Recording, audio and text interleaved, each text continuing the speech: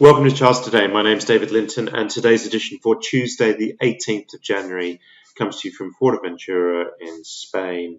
I'm stuck here for another week because I got COVID, and thank you to everyone who messaged me yesterday to wish me well. I'm actually feeling quite a bit better today. So, looking at the dollar index, we're back into short-term bullish territory on the 60-minute chart.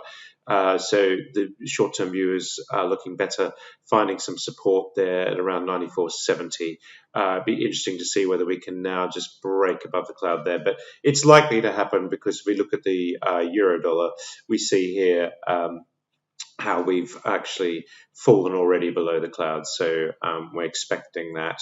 Sterling a little bit weaker against the dollar this morning. So that's just falling away. That dollar strength just starting to kick back in. And against the euro, we're sitting at 119.73, still looking bullish. We have had a few days of weakness in sterling, but these targets into the 120s are there. And it does look pretty much like a foregone conclusion that we will make multi-year highs on sterling. Interest rate expectations quite high in the UK. Bitcoin just struggling still in the low 40s, back into short-term bearish territory. Will we come back and test that low? Possibly finding cloud support here, so that's quite key at the moment as well. Looking at the S&P 500 index, we are a little bit weaker below the cloud here on the short-term chart. So that's going to be quite important. Can we get back above there? And if we look at the futures this morning, we're quite sharply down, actually.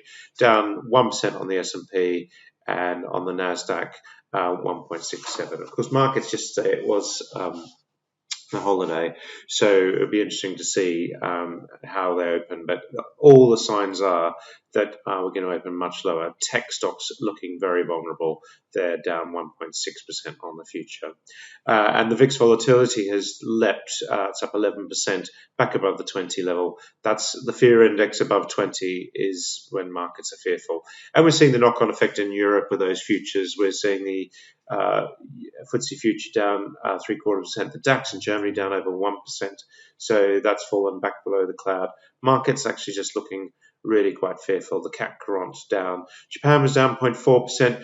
The only market really bucking the trend was China, up 0.8%. Of course, interest rates were lowered there, not what we're used to in Western markets.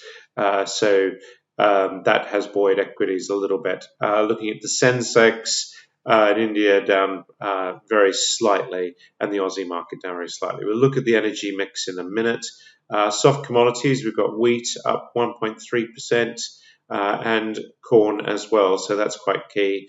And looking at gold, we're sitting at 18.13. Just can't hold these 18.20 levels at the moment. So just moving back into short-term bearish territory there too. And looking at US 10-year yields, up 3.6%. To 183, so that's really significant there. Looking at the energy mix, Brent crude making a 7-year high, so and lots of upside targets. We've been bullish the last few days to clients, and we're seeing that pushing higher. Looking at WTI, similarly, just knocking on the door of those 7-year highs. US nat gas looking stronger this morning. It was in quite a tight range, but we're just starting to break out there. We've got work to do, of course, to get back above the cloud after last week's seesaw in prices. Looking at emissions, we are up slightly this morning, but we do have these downside targets really hanging over us. So we have put a call out to clients in that regard. Gas prices, TTF up 2%. And MBP up 4%.